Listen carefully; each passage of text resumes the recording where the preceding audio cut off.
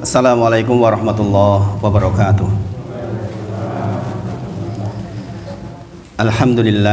Alhamdulillahi haqqa hamdi nahmaduhu wa nasta'inuhu wa nastaghfiruh wa na'udzu billahi min syururi anfusina wa min sayyiati a'malina may yahdihillahu fala mudhilla lahu wa may yudlilhu fala hadiyalah.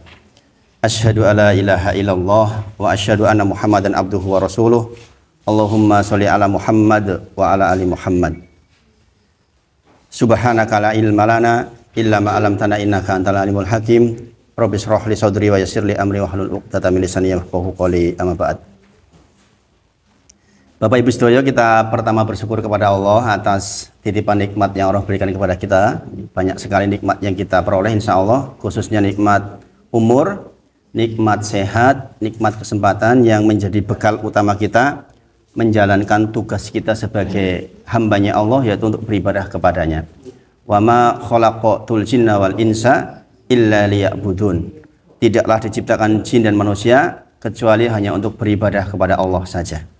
Maka setiap nikmat sekecil apapun harus menjadi sarana dalam beribadah kepada Allah. Kita diberi bisa melihat, maka pastikan kemampuan kita melihat untuk membantu peribadahan kita kepada Allah Subhanahu wa taala. Sampun kantos diparingi paningalan, walah paningalanipun kagem nonton ingkang boten sae. Kita diberi nikmat pendengaran, alhamdulillah kita bisa gunakan kagem ngaos insyaallah, mendengarkan qiraatul Quran atau informasi-informasi yang baik. Itu namanya ibadah kepada Allah.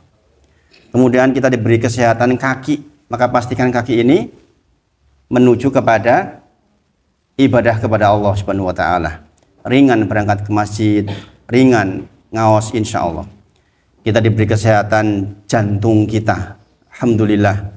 Mudah-mudahan ini menjadi penyemangat buat seluruh urusan tubuh ini menjadi kebaikan. Karena sesungguhnya ada segumpal daging di dalam tubuh ini yang jikalau dia baik maka baik seluruhnya, jikalau dia buruk maka buruk seluruhnya. Ala wahyal qalbi. Qalbi para ulama menyebut maksudnya adalah jantung. Dulu pengertian kita liver, hati. Tapi yang betul adalah jantung. Maka idza saluhat saluhal jasadu kulluh wa idza fasadat fasadal jasadu kulluh. Kita diberi kesehatan jantung supaya baik, maka insya Allah kita menegakkan seluruh ibadah kepada Allah Subhanahu wa taala. Hingga kaping kali tentu kemawon salawat salam kita sampaikan pada junjungan kita Nabi Agung Muhammad sallallahu alaihi wasallam. Rasulullah menyebut kulu kalamin au amrin dibalin la yuftahu bi dzikrillah fahuwa abtar.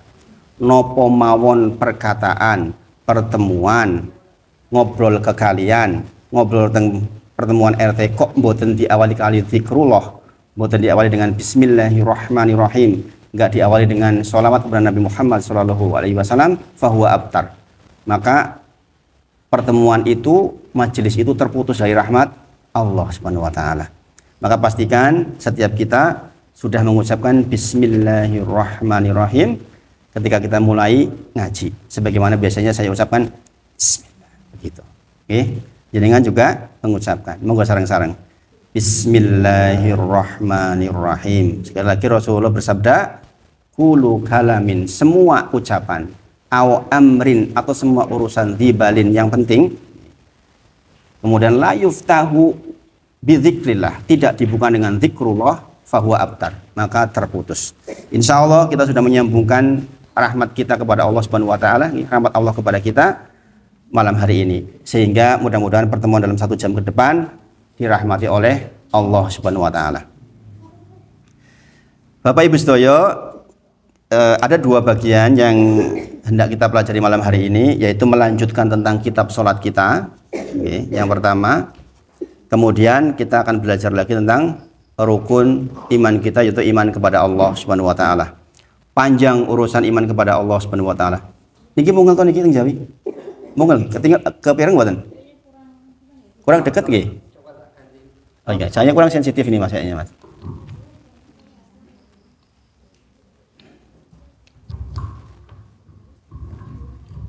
Tes. Ah, ini lebih bagus nih kayaknya. suara atau swanten itu menentukan ya pengajian nggih. Kalau swantenipun boten pati cetha kan nggih, eman-eman 1 jam berlalu. Kemarin insya Allah untuk kitab sholat kita sudah sampai ke syarat sholat, yaitu tentang hadas kecil, penyebab hadas kecil. Nggih. Sudah kita lewati. Sekarang masuk penyebab hadas besar. Penyebab hadas besar. Hadas kecil disucikan dengan apa? Berwudu. Kalau tidak bisa ada air, tayamum. Ini hadas besar. Disucikan dengan apa? Mandi. Apa penyebab hadas besar? Kata para ulama, mujibatul ghusla atau menjadi wajib mandi disebabkan karena 6 perkara. 6 perkara. Waladi yujibul ghusla, maka sittah asya, adapun yang menyebabkan seseorang harus mandi besar karena 6 hal. Sittah asya. Dikatakan salah satun tastariku fihar rijalu wan nisa'u wahya. Adapun yang 3 ini untuk laki-laki dan perempuan. Wahya, dan dia adalah. Ada 6 yang menyebabkan kita harus mandi besar. Dikatakan di sini 3 untuk laki-laki dan perempuan. Kemudian wasalah satun, sedangkan yang 3 hanya untuk perempuan saja. Ingkang sepindah nggih menika iltaqaul hitanani. Pertama, bertemunya 2 hitan. Bahasanya gitu, indah ya kalau bahasa syariat niku. Bukan bertemunya 2 kemaluan, tapi bertemunya 2 hitan. Itu bahasanya ngoten, Pak. Dan kitab fikih iltaqaul hitanani. Bertemunya 2 hitan. Ini berlaku untuk laki-laki dan perempuan. Nanti saya jabarkan satu-satu, maunya iltaqaul hitanani ini kunopo. Kemudian wa inzalul mani, yaitu keluarnya cairan mani yang menyertai hubungan suami istri. Nanti kita bahas. Nek keluar tanpa berhubungan bagaimana, nanti dibahas. Kemudian wal maut, kematian. Terus nek tiang sedo niku memang wajib dimandikan. Nek wong mati orang mandi dhewe. Dimandikan. Nggih, medeni nek mandi dhewe nggih. Kemudian wasalah satun yang berlaku untuk perempuan saja, nggih. Tahtasu bihan nisa, yang berlaku hanya untuk perempuan saja. Wahya, dia adalah al-haid. Yang pertama adalah haid. Ini hati-hati masalah haid ibu-ibu. Biasanya kalau di atas 40 tahun itu berapa hari sih haid? Berapa hari ibu-ibu yang masih produktif haid? Biasanya kalau masih muda kan 7 hari. Kalau di atas 40 kadang-kadang 5 hari, kadang-kadang 6 hari. Di antara kelalaian ibu-ibu sholat di antaranya di sini ini. Wis pitung dino, muhesino bercak-bercak. Kalau jenengan biasanya 7 hari, maka yang ke-8 itu sudah jenengan bersuci saja. Karena bisa jadi darah penyakit. Yang darah penyakit maka tetap sholat. Kadang-kadang minta bonus 2 hari. Ibu-ibu hati-hati ini. Kalau jenengan bersih jam 5 sore, mandi enggak? Mandi. Berarti sholat maghrib. Kalau jenengan bersih jam 11 malam, pripun? Mandi enggak? Mandi karena masih bisa sholat isya 11 malam loh, 11 malam. Ya 11 siang nggak masalah, jenengan adus gampil. Jam 11 Ustaz, jam 11 adem. Tapi kalau jenengan hadir bersih di malam itu maka harus selesai.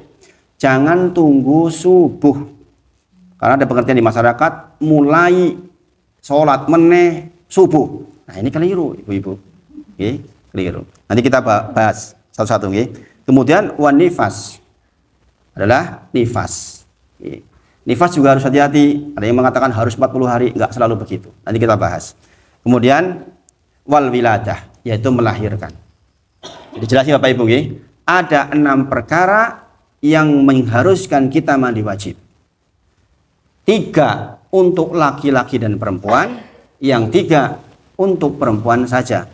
Yang untuk laki-laki dan perempuan adalah 1 bertemunya 2 khitan, yang kedua keluarnya mani, inzalul mani, yang ketiga kematian. Kemudian yang berlaku untuk perempuan saja haid, nifas dan wiladah atau melahirkan. Nah, ini perlu kita pahami Bapak Ibu sedaya, karena ini kuncinya sholat. Miftahus sholat at-tuhur. Ini kata Rasulullah lewat riwayat Imam Ali radhiyallahu anhu. Kuncinya sholat itu adalah bersuci. Wa tahrimuha takbir, yang mengharamkannya takbir. Maksudnya kalau sudah takbir berarti sudah tidak boleh ngapa-ngapain kecuali hanya sholat saja, nggak boleh tengok-tengok, nggak boleh ngomong. Wa tahliluha, yang menghalalkannya kembali adalah taslim, salam pertama maksudnya. Jadi kita sudah belajar tentang sebab hadas kecil, sebab hadas besar. Nah sekarang, ketika kita berhadas, berarti kita harus menyucikan diri. Adapun untuk hadas kecil, maka dengan wudhu. Adapun hadas besar, maka dengan mandi. Mandi wajib atau orang sering bilang mandi junub. Sampai di sini saya dipahami ya Bapak Ibu. Ya, ini kita belajar fikih memang lambat-lambat. Mudah-mudahan dipahami. Nah, saya masuk dari bab hadas besar dulu. Malam ini. Nanti yang hadas kecil sambil kita bahas. Tata cara wudhunya. Definisi mandi, al-huslu secara bahasa artinya mengalirnya air pada sesuatu secara mutlak. Nah ini saya kira tidak terlalu sangat penting buat jenengan. Yang penting bagian ini. Al-huslu secara istilah syar'i adalah sailanul ma ala jami'il badani. Mengalirnya air ke seluruh badan. Saya dipahami Bapak Ibu? Berarti ini wong lagi junub, biur mlebu teng kolam. Niku saged mboten hiatus niku? Saged, karena definisi mandi secara syar'i adalah sailanul ma ala jami'il badani. Mengalirnya air atau air membasahi seluruh tubuh dari ujung rambut sampai ujung kaki. Maka dikatakan al-huslu atau mandi wajib, mandi junub. Bedanya apa dengan mandi biasa? Bedanya di sini. Yaitu biniyatin makhsusoh. Dengan niat yang khusus. Podo-podo nyebur kolam. Podo-podo teles. Seluruh badan sama. Satunya ternilaikan mandi wajib, satunya tidak, bergantung kepada niat. Ini makanya Bapak Ibu saudara jangan perhatikan betul. Bahwa bab niat itu penting banget. Podo, aduse podo, telese podo, carane podo, goro-goro niat yang berbeda, maka hasilnya beda. Sangat dipahami Bapak Ibu? Bagaimana niatnya? Ya sudah niat di hati aja. Niat mandi besar menghilangkan hadas besar. Gitu. Tidak harus dengan hafal lafadznya. Jadi Islam itu mudah Bapak Ibu. Jadi sekali lagi, al-huslu atau mandi besar adalah sailanul ma ala jami'il badani, mengalirnya air ke seluruh badan, biniyatin makhsusoh. Maksudnya ngaten Bapak Ibu, ngapunten panjenengan malam Jumat bertemu dengan istri, sampai inzal, sampai keluar air mani. Kemudian jenengan yang bapak-bapak karena ingin sehat punya kebiasaan mandi sebelum subuh. Ora koyo ngono ya tetap mandi biasa mawon, mandi. Karena ada yang seperti itu nggih, mandi nggo kesehatan saat durung subuh. Enten mboten kados niku? Enten, kathah niku. Ada orang yang membiasakan mandi sebelum subuh dalam rangka untuk kesehatan. Kok jenengan terus adus pagi itu? Ning jenengan lali ora niat untuk mengangkat junub, nggih. Maka jenengan walaupun mandinya mandi besar seperti itu tidak terangkat junub. Maka jenengan tetap masih punya hadas besar walaupun jenengan mandi. Makanya katakan biniyatin makhsusoh. Jikalau jenengan sama-sama punya kebiasaan mandi, ketika mandi habis berhubungan, saya niat mengangkat hadas besar. Itu bedanya, Bapak Ibu. Nggih. Ini penting, nggih. Karena apa? Sekali lagi, miftahus sholat at-tuhur. Kuncinya sholat adalah bersuci. Nek sesuci nek keliru, ya ora kanggo salate. Nah, ini Islam itu Masya Allah. Dan kalau kita bedah tentang hikmah dari mandi, ya luar biasa. Tetapi sekali lagi, ibadah tidak harus semuanya ngertos hikmahnya. Jadi hikmahnya wudu apa to? Wong ngentut tut kok sing dicuci tangane. Nek kok nek nuntut hikmah repot. Kok orang entuk lingguh bersandar dengan tangan kiri begini? Nek nuntut hikmah repot. Saya ngupload video potongan. Jangan duduk tawaruk seperti ini ya. Potongannya kayak gitu toh. Yang nonton sudah sampai 200.000 orang. Komentar.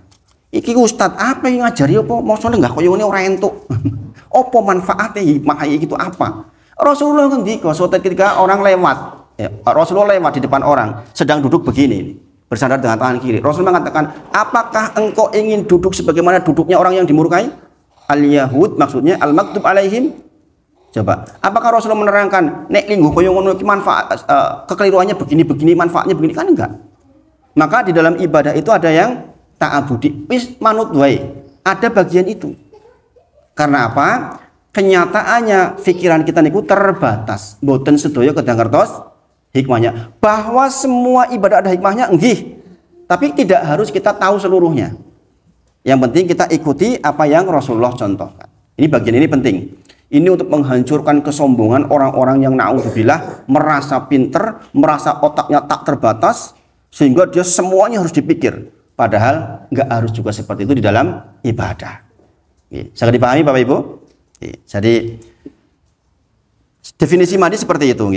Nah sekarang, apa maksudnya bertemunya dua khitan? Bertemunya dua khitan, definisinya adalah, ini bukan dalam cerita porno Bapak Ibu, ini belajar fikih ya begini ini. Yaitu memasukkan kepala zakar. Kepala zakar adalah bagian yang disunat niku loh. Yaitu kemaluan laki, walaupun hanya sebagian ke dalam farji, walaupun hanya sebagian ke dalam kemaluan perempuan. Dengan memasukkan seperti ini menyebabkan mandi wajib walaupun tidak keluar mani. Bapak Ibu jangan perhatikan. Jadi mboten saged alasan bapak-bapak ngapunten. Misalnya berhubungan, kok aku ora metu kok.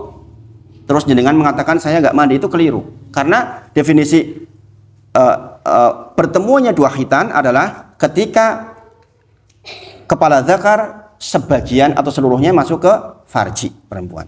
Dalam keadaan seperti itu maka sudah wajib mandi walaupun tidak keluar. Dalilnya adalah hadis dari Abu Hurairah radhiyallahu anhu. Kata beliau, jadi jika seseorang telah benar-benar melakukan hubungan intim dengan istrinya lantas bertemu dua kemaluan, maka sudah wajib mandi baginya.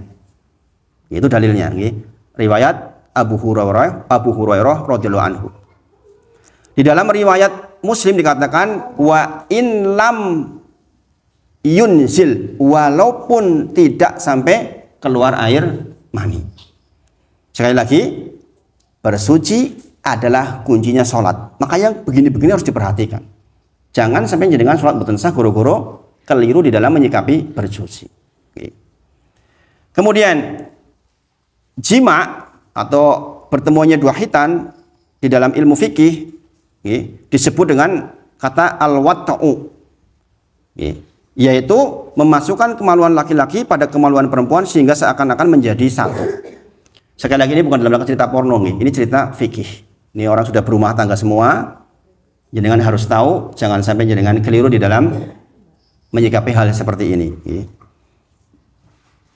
Kemudian batasannya, jima yang memiliki konsekuensi hukum untuk mandi wajib dan ditegakkan had Jangan perhatikan, jima atau berhubungan intim yang punya konsekuensi hukum, yaitu harus mandi wajib atau ditegakkan had. Kalau mandi wajib berarti ini hubungan yang sah, suami istri. Kalau ditegakkan had berarti hubungan tidak sah. Kalau podo-podo wis bersuami atau beristri, hadnya adalah dirajam sampai mati. Tapi itu yang berhak menegakkan had adalah pemerintah, bukan kita. Bukan kita. Jadi jangan keliru bahwa penegak had itu bukan orang per orang, tapi pemerintah yang disetujui oleh pemerintah. Kayak di Arab Saudi kalau misalnya mau menghukum, itu yang menghukum pemerintah, bukan orang per orang. Jadi sekali lagi, jima yang memiliki konsekuensi hukum, yaitu seseorang yang berjima harus mandi wajib atau ditegakkan had, adalah telah masuk kepala kemaluan ke dalam farji, yakni bagian yang tidak wajib dibasuh ketika mandi janabah. Artinya itu tadi, sebagian atau seluruhnya sudah masuk ke farji, maka sudah dikatakan jima. Berarti kalau bukan suami istri sudah ditegakkan had. Suaranya kok lucu ini. Jadi kenapa itu? Bassnya hilang. Kepikiran mboten? Jelas mboten? Jelas. Ini treble-nya kebanyakan kayaknya, Pak. Jadi ngaten nggih. Kemudian jenis dari jima ada dua. Yang satu adalah yang masyru', nggih. Yang kedua adalah yang mahdzur. Yang masyru' itu artinya yang halal, yang sesuai syariat. Adapun yang mahdzur adalah secara asal memang terlarang. Yang masyru' adalah jima yang halal, yaitu jima yang dilakukan oleh ikatan pernikahan.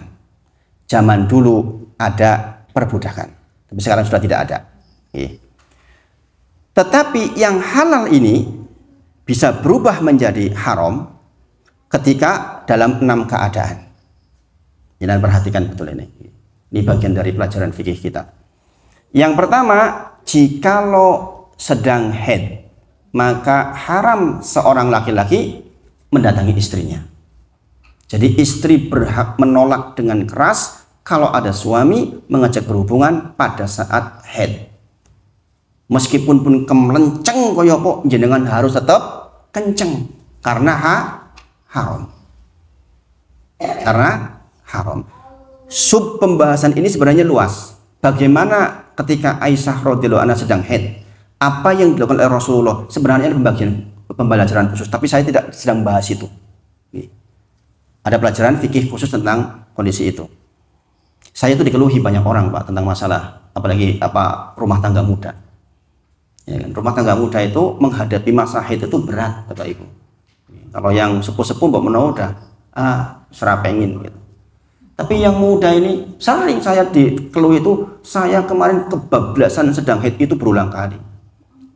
Apa kafarahnya? Apa dendanya? Itu sering kayak gitu itu. Terutama pasangan-pasangan muda baru nikah di bawah setengah tahun itu banyak yang suka nabrak, subhanallah. Maka ingat-ingat bapak-bapak, ini masih ada yang agak muda ini. Ingat, haram hukumnya mendatangi istri dalam keadaan haid. Yang kedua, dalam keadaan puasa yang wajib. Kalau puasa sunnah, maka istri boleh membatalkan. Boleh membatalkan. Dalam kondisi puasa wajib, maka seorang suami haram hukumnya mendatangi istrinya. Maka jaga diri. Kemudian dalam kondisi ihram tentu saja aturan tersendiri tentang ihram. Kemudian dalam kondisi iktikaf, dalam kondisi iktikaf juga diharamkan. Kemudian dalam kondisi nifas dan yang terakhir adalah dizihar. Dizihar ada pembahasan khusus apa arti dizihar. Secara umum ngaten, dizihar itu seperti menganggap istri itu sebagai mahram. Kowe iki neng mataku koyo ibuku. Kalimat ini namanya dizihar itu. Nah, hati-hati jenengan. Jadi kalau jenengan mengatakan kowe iki nggo aku koyo adik wedokku lho. Itu nggak boleh, itu namanya disihar. Seseorang yang melakukan sihar harus membayar denda untuk bisa berhubungan dengan istrinya lagi. Harus hati-hati. Itu juga sub pembahasan khusus di fikih tersendiri. Saya sebutkan di sini bahwa yang halal pun akan menjadi haram dalam 6 keadaan ini. Nanti kita bahas sedikit-sedikit di belakang supaya ketoto belajarnya. Kemudian yang mahdzur atau yang terlarang secara asalnya adalah ada 2 bagian. 1, tentu saja berhubungan jima bukan dengan pasangannya. Bukan dengan pasangannya. Dan ini adalah kategori al-kabair, dosa besar, yang sering kita sebut dengan istilah zina. Na'udzubillah min dzalik. Makanya sudah belajar begini ini, jangan sampai terjerumus kepada perbuatan yang satu ini. Ini perbuatan yang di dunia disegerakan balasannya sebelum di akhirat. Di dunia disegerakan balasannya sebelum di akhirat. Imam Syafi'i rahimahullah ta'ala menyampaikan, sungguh ketika saya mempelajari terkait dengan zina ini, saya sangat khawatir karena zina itu seperti hutang. Seperti hutang. Seseorang yang berzina maka akan sangat mungkin dia disiksa oleh Allah di dunia dengan saudara perempuannya disinai, anak perempuannya disinai, atau buliknya disinai. Subhanallah, sakitnya kayak mana. Maka kalau dengan naudzubillah kok terjebak pada situasi hendak berzina, ingatlah, kasihan anak perempuan kita, kasihan saudara perempuan kita. Apakah kita tega saudara perempuan kita disinai oleh orang, ibu kita disinai oleh orang? Apa kita tega? Jadi kalau dengan mau berbuat yang seperti itu, ingat-ingat, ketika saya berbuat dengan seseorang, ini kan saudara perempuan orang lain, ini kan anak perempuan orang lain, ini adalah ibu orang lain, maka kita pasti akan malu, Bapak Ibu Sedoyo. Kemudian yaitu jima yang tidak sewajarnya. Jima yang tidak sewajarnya. Contoh, naudzubillah. Ini karena belajar fikih kita harus sampaikan dari belakang. Itu hukumnya haram. Hukumnya haram. Hanya boleh diletakkan di farji, tidak boleh diletakkan di belakang. Yang di belakang mahdzur, haram. Kemudian naudzubillah dengan hewan. Apakah terjadi di dunia ini? Terjadi, Bapak Ibu Saudara. Ini terjadi. Maka yang demikian harus sangat kita hindari. Nah, masing-masing ini punya konsekuensi. Kalau yang halal tadi konsekuensinya adalah mandi junub, mandi wajib. Adapun yang mahdzur maka ditegakkan had, ditegakkan hukum atas dirinya. Kalau di Arab Saudi, yo dirajam sampai meninggal. Kalau yang sudah bersuami istri. Makanya sering saya katakan kalau orang yang berzina, walaupun dia masih hidup, sesungguhnya dia mayat yang berjalan secara hukum syariat. Gini apa gini? Karena kalau ditegakkan had dia harus sudah mati. Tapi karena tidak ditegakkan had, maka dia seperti mayat yang berjalan. Alhamdulillah masih diberi kesempatan hidup. Maka harus banyak bertobat kepada Allah Subhanahu wa taala. Takutlah kepada dosa yang demikian. Karena dosa ini dosa yang sangat mengerikan. Nah, itu terkait dengan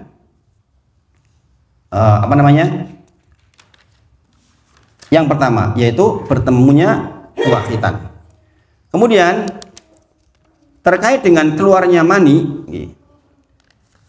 baik dengan atau tanpa jima, maka tetap harus mandi wajib.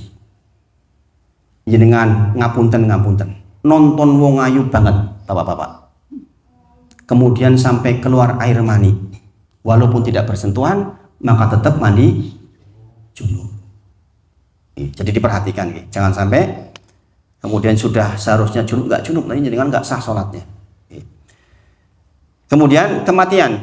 Nah, ini tentang fikih memandikan ibu, bapak, anak perempuan, anak laki-laki, nanti dibahas tersendiri. Sekarang saya menyampaikan garis besarnya dulu. Kemudian head, sekali lagi ibu-ibu sedoyo jangan perhatikan ini. Bapak-bapak juga yang punya anak perempuan diperhatikan. Dalam sebuah hadis dikatakan, sungguh wanita yang dirindukan surga 4 syaratnya. Satu diantaranya adalah menjaga sholat yang 5 waktu. Jenengan nggak dituntut sholat malam. Kalau sholat malam baik. Jenengan nggak dituntut sholat witir. Kalau sholat witir bagus. Jenengan nggak dituntut sholat duha. Kalau sholat duha bagus. Jenengan nggak dituntut sholat sunnah yang lain. Andai jenengan melakukan itu bagus. Tetapi yang tertuntut kan untuk jenengan boleh memilih pintu surga yang manapun, sholat 5 waktu. Tidak selaki-laki. Laki-laki nggak disebutkan. Kudune kan iri. Lah wong lanang kok ora, kok wedok tok. Wong wedok jogo 5 waktu loh. Mboten jogo liya-liya lho nih. 5 waktu dijaga. Puasa yang wajib saja dijaga. Taat ke suami, tidak melaknat, maka dia boleh memilih pintu surga yang manapun. Bayangin Bapak Ibu. Kenapa begitu? Jangan perhatikan ini. Karena kenyataannya wanita itu paling sering mudah lalai di dalam sholat, ibu-ibu. Salah satunya bab head ini. Saya itu yang namanya dikeluhi persoalan itu banyak. Banyak sekali. Ada keluarga muda yang memang ini istrinya itu memang rodo wegah melayani sing lenang.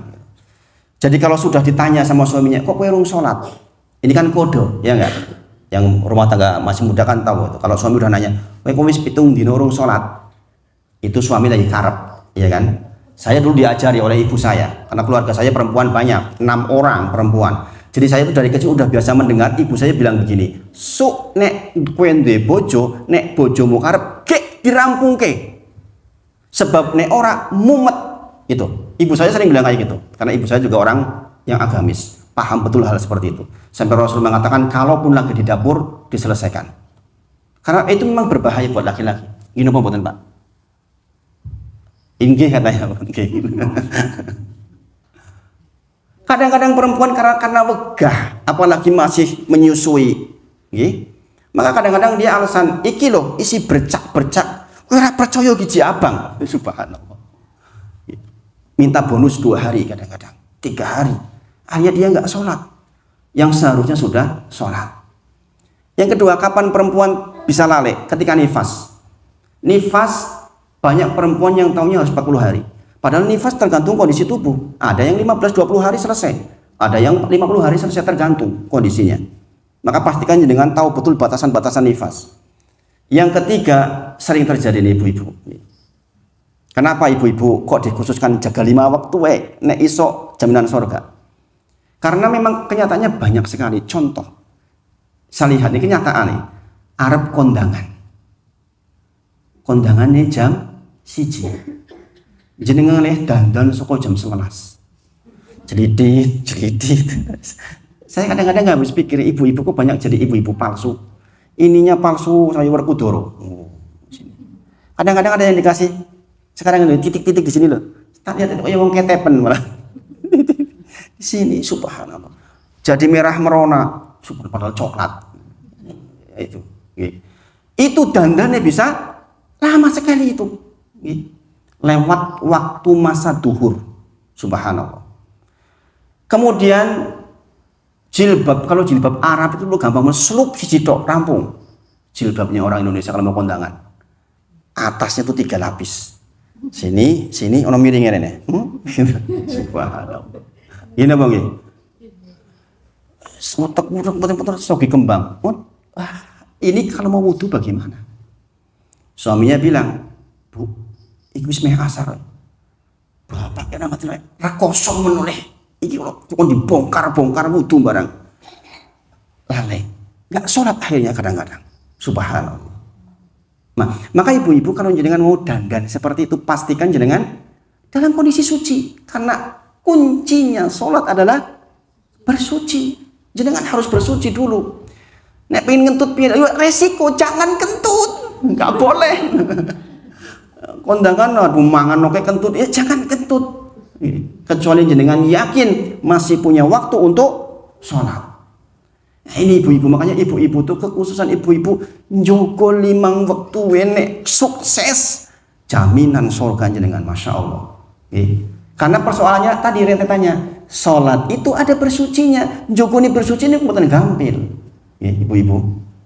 Maka alhamdulillah kita sedang belajar bersama tentang fikih ini, mudah-mudahan Allah berkahi. Nah, kita balik tentang bersuci. Bersuci untuk hadas kecil adalah wudu. Bersuci untuk hadas besar adalah mandi. Adapun yang namanya tayamum bukan bersuci, itu adalah pengganti dari bersuci kalau bersuci tidak memungkinkan, tidak ada air. Jadi mboten angsal dengan ujug-ujug langsung tayamum, mboten angsal. Kalau misalnya di sini sudah benar-benar nggak ada air, sumber air sudah habis, baru jenengan tayamum. Tapi kalau tidak, maka asalnya tidak boleh. Nah, Bapak Ibu sedaya, perlu diperhatikan bahwa saya ingin mengajak panjenengan untuk benar-benar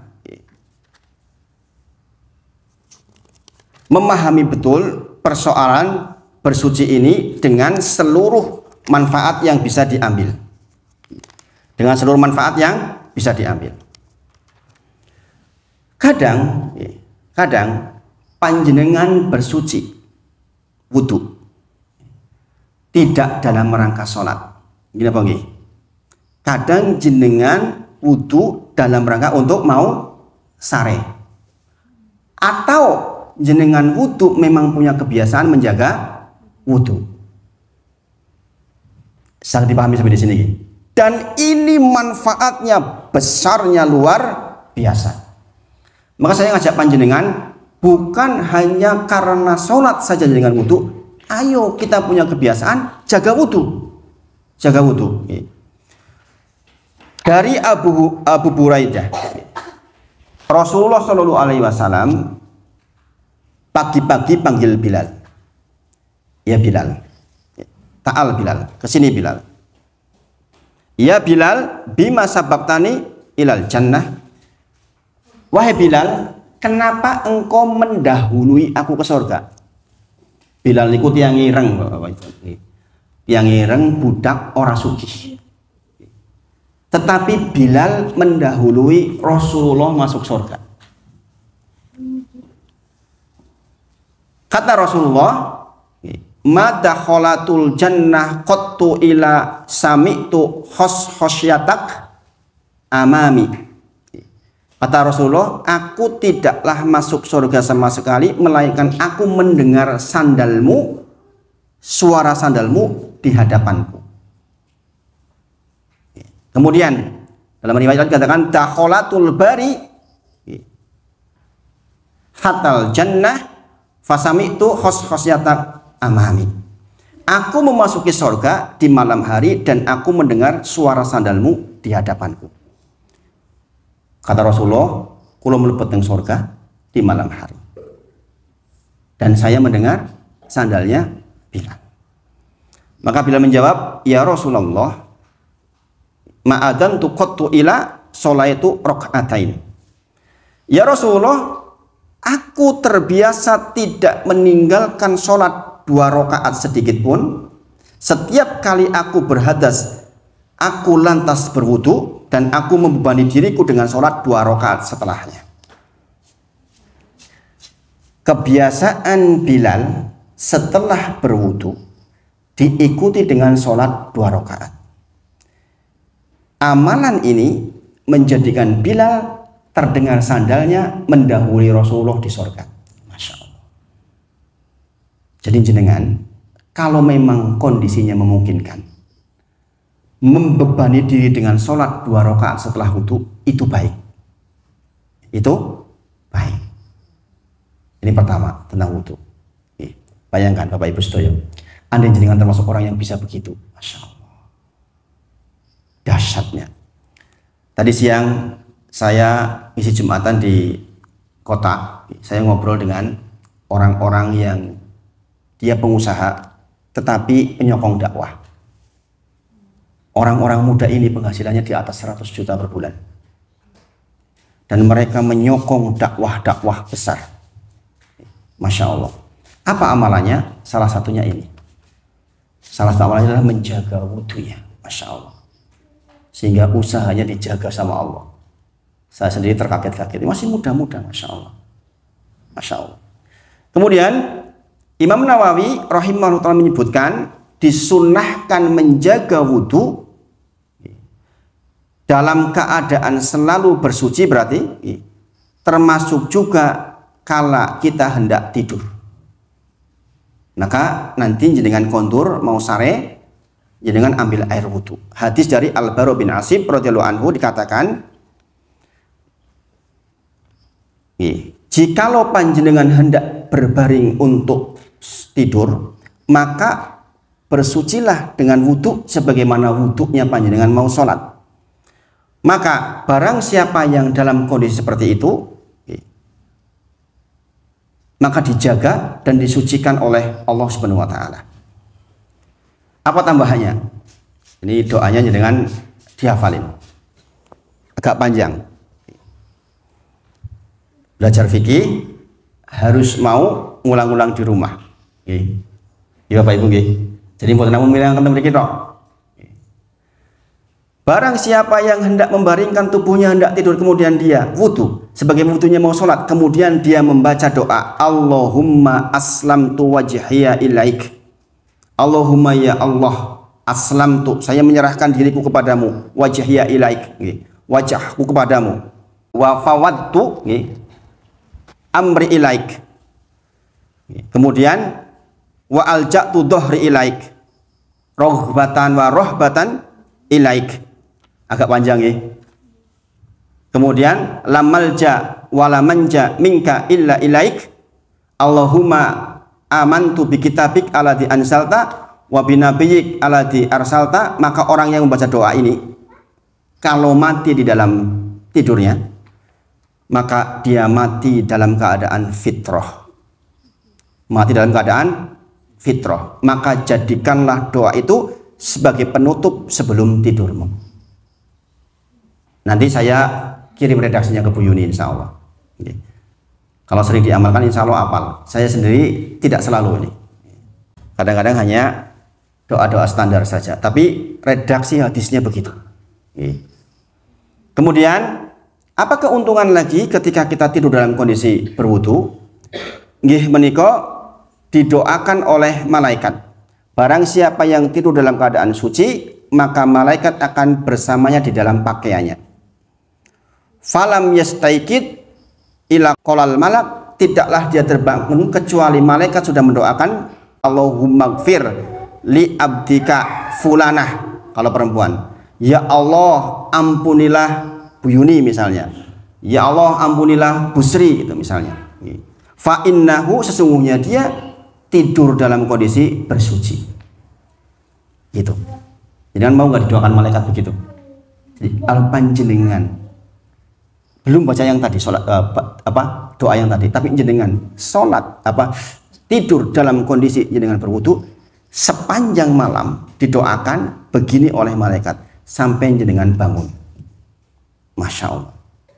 Maka Masya Allah keuntungan kita dalam kondisi suci. Al-Hafidh Ibnu Hajar menjelaskan beberapa manfaat berwudu sebelum tidur. Yang pertama, orang tidur dalam kondisi suci agar kematian menjemputnya dalam kondisi dia mati dalam kondisi sempurna. Kemudian kalaulah pun bermimpi, maka diberi mimpi yang baik. Itu kalau dengan tidurnya dalam kondisi bersuci, insya Allah diberi mimpi pun mimpi yang baik. Jangan pernah enggak mimpi kok dioyak-oyak macan, tangi turun dengan ngos-ngosan. Pernah enggak gitu? Dulu waktu masih kecil saya pernah. Turu kok rasanya di oyak-oyak macan melompat yang sungai barang, kesel subhanallah.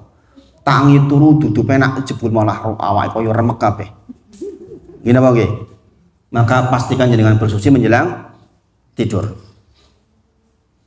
Nah, ini terkait dengan wudu. Sampai di sini insya Allah sangat dipahami Bapak Ibu sedaya. Insya Allah di pertemuan berikutnya kita belajar dari awal sampai akhir tentang wudu untuk bab sholat. Untuk bab wudu Bapak Ibu sedaya, saya mungkin mengambil dari beberapa kitab. Di antaranya adalah kitab Bulughul Maram. Kalau jenengan di rumah punya kitab Bulughul Maram, nanti jenengan bisa baca di bab tentang wudu. Jadi kitab tentang Kitabut Thaharah. Di situ disebutkan jelas seluruhnya dalil tentang wudu. Secara garis besar saya sampaikan pada panjenengan, dalil wudhu adalah Quran surah Al-Maidah ayat ke-6. Ya ayyuhalladzina amanu idza qumtum ila sholati faghsilu wujuhakum wa aydiyakum ilal marafiq. Dan seterusnya. Di dalam ayat itu terkandung rukun wudhu yang ada 4. Adapun yang nanti kita pelajari rukun dan sunnah-sunnahnya. Jadi Bapak Ibu sedaya, kalau jenengan airnya terbatas, jenengan wudhu yang rukun saja yang 4. Tapi kalau airnya melimpah, jenengan beserta sunnah-sunnahnya. Saya kasih gambaran secara umum dulu. Yang pertama, hendaknya seseorang yang mau berwudu bersiwak.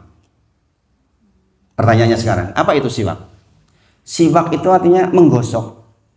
Menggosok. Maka ada istilah kayu siwak, sebenarnya kayu untuk menggosok. Zaman sekarang bersiwak diganti dengan gosok gigi. Gosok gigi. Kata Rasulullah, seandainya bukan karena khawatir akan menyusahkan umatku, maka aku perintahkan kepada mereka bersiwak setiap hendak wudhu. Paham Bapak Ibu? Berarti penting banget buat bersiwak. Berarti menghilangkan bau mulut sebelum wudhu niku penting sangat. Sampai-sampai Rasulullah ngendika, nek dudu sebab ndak ngabot-taboti umatku, maka ku wajibkan buat mereka, ku perintahkan untuk mereka agar bersikat gigi sebelum berwudu.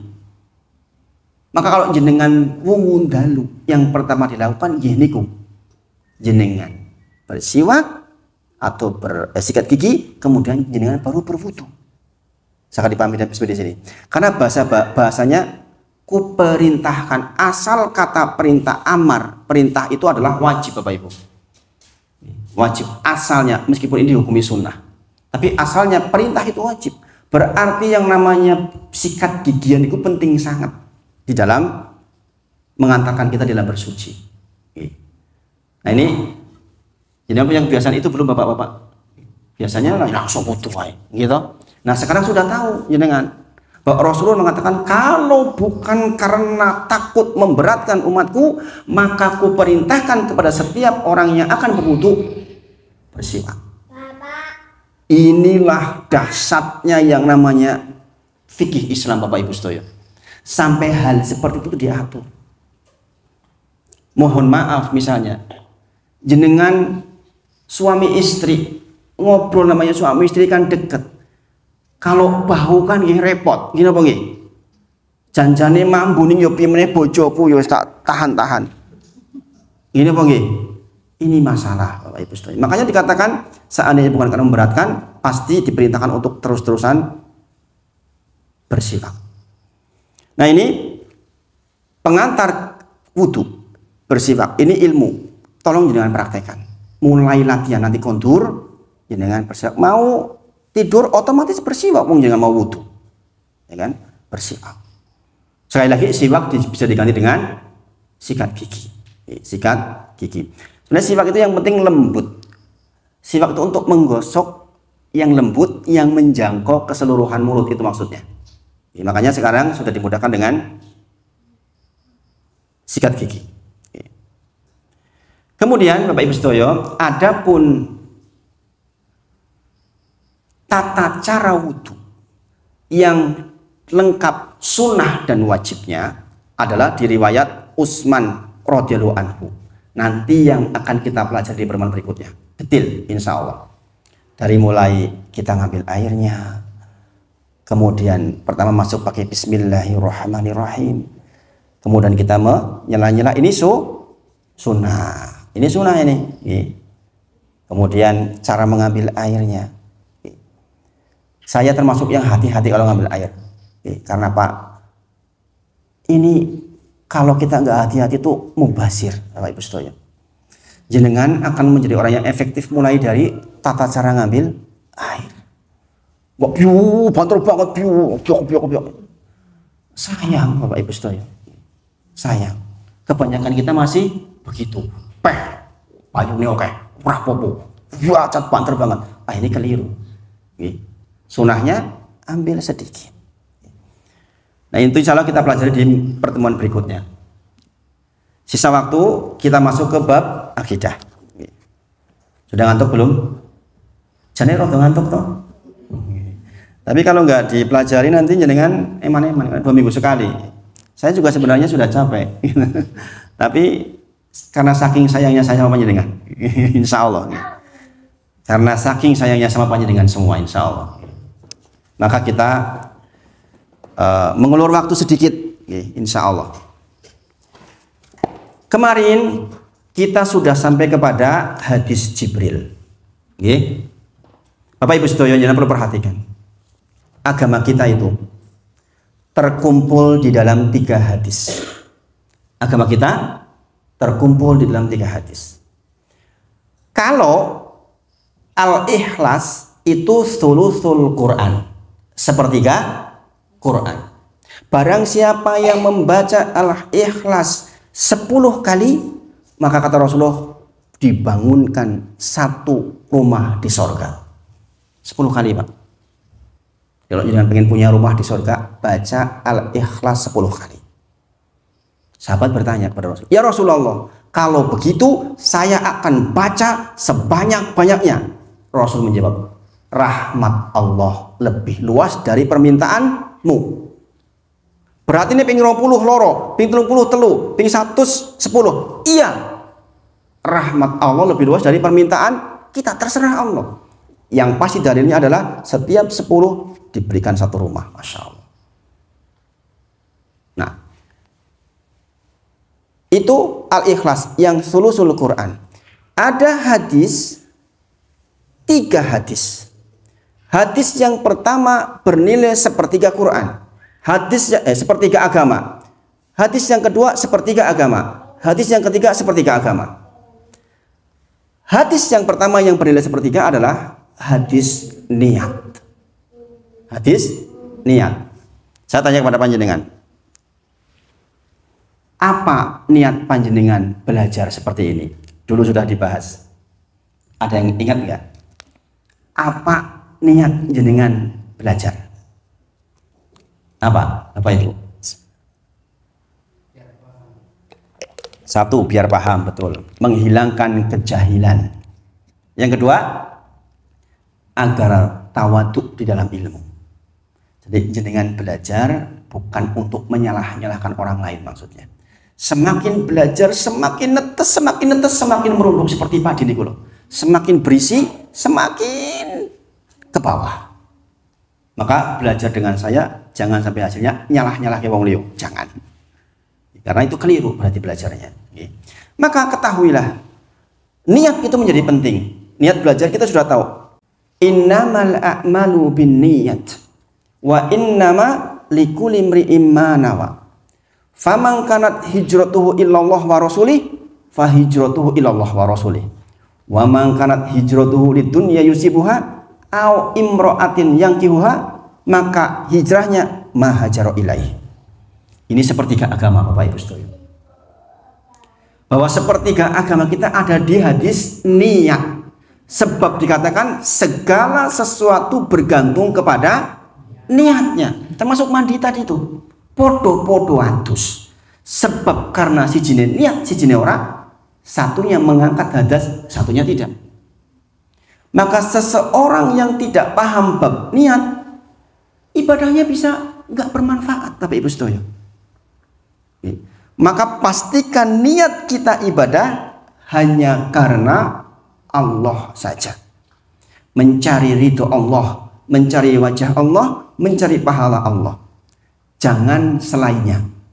Makanya para ulama menyebut setiap pembelajaran harus diingatkan dengan bab niat. Sepertiga yang kedua di hadis, man amila amalan laisa alaihi amruna fahuwa raddun.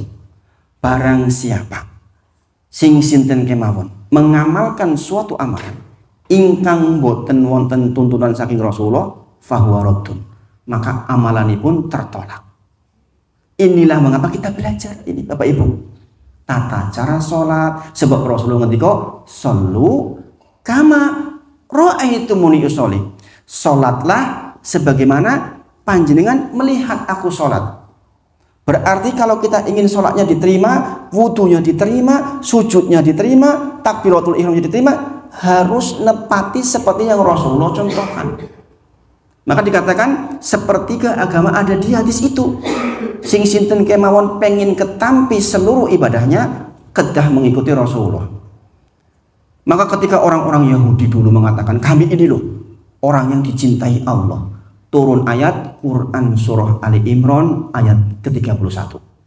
Kata Allah, "Qul in kuntum tuhibbunallah fattabi'uni." Nek yen kowe ngerosok yakin dicintai oleh Gusti Allah, maka kata Rasulullah, fattabi'uni, ikuti tata caraku, kata Rasulullah. Nah, untuk mengikuti tata caranya Rasulullah harus belajar seperti ini. Sabar Bapak Ibu. Gini apa nggih? Lah kata sabar kata iki. Kudu sinau, bertemunya dua hitan niku nopo? Sebab-sebab hadas besar nopo? Sebab-sebab hadas kecil nopo? Harus sabar. Karena memang kita ingin hidup dengan aturan yang Rasulullah contoh. Ini belajar fikih.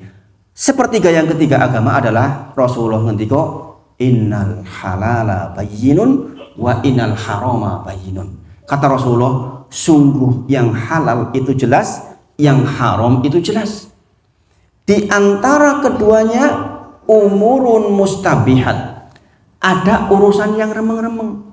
Halal opo haram, halal opo haram, kita remeng-remeng, kita nggak yakin.